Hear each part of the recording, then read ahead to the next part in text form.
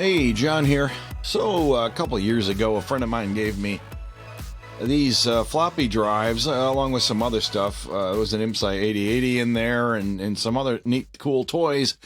And I thought, it was, what was this, 2020, nice summer afternoon during the COVID lockdown. I thought I'd have a look-see at these drives and see if I could fire them up and see if I can get them to work with something.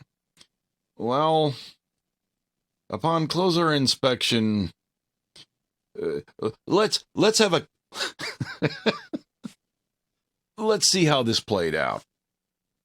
So here are the floppy drives that go with the IMSI 8080. I popped the lid this morning, and it looks like, somebody tried to add a mouse or maybe a whole bunch of mice to this system here at one point where you don't want them, I guess.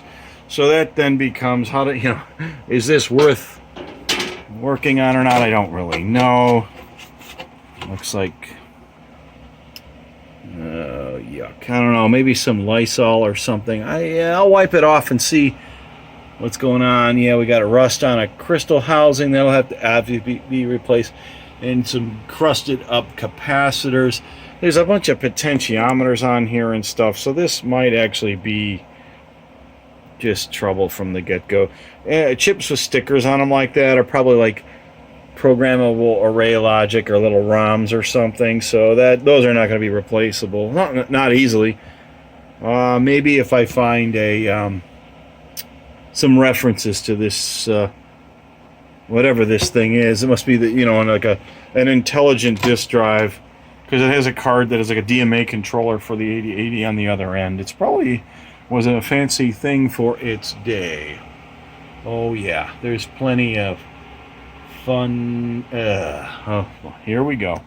This disgusting load of I don't know what was wedged in here in this disc. As you can see, I have taken to the outdoors to finish this project. I don't want this stuff in my house. This is nasty, nasty, nasty. All this corroded and rotten yuck everywhere. And yeah. So anyway, I was able to get the drives out of the case. Here's the other one. This one, actually, if it had a belt, it would probably work. This one might be worth parts to somebody. I will probably try and get rid of it somewhere. Of course, with full disclosure, the power supply might be viable. This may work. There's some crud I got to clean up a little bit on there, and something ate a hole through the side of this capacitor. What's with these stupid mice? They're eating metal, for God's sake.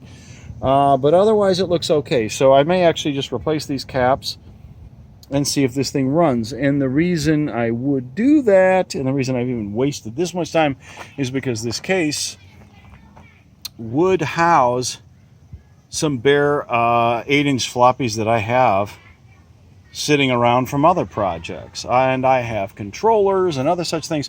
So I can salvage this case and this power supply and make a viable system, I think, out of it. So sometimes you need to,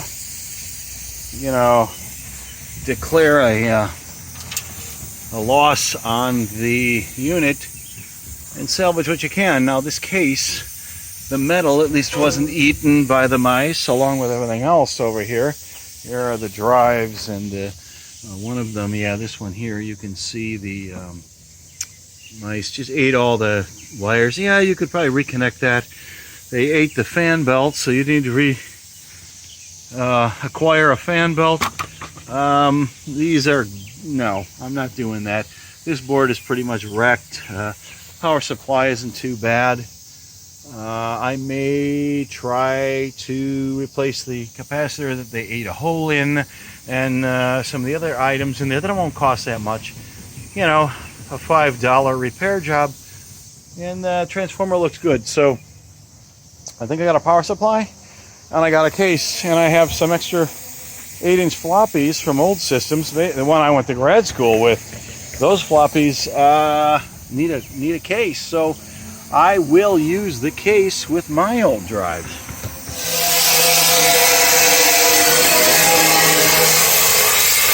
Yucky, yuck, yuck, yuck, yuck, yuck, yuck, yuck.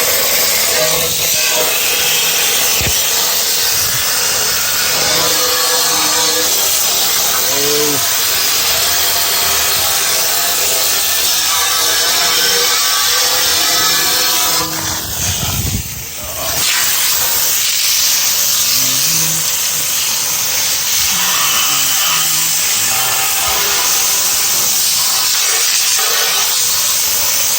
I want nothing to do with touching any of this. Like a little garden hose and Lysol wipes.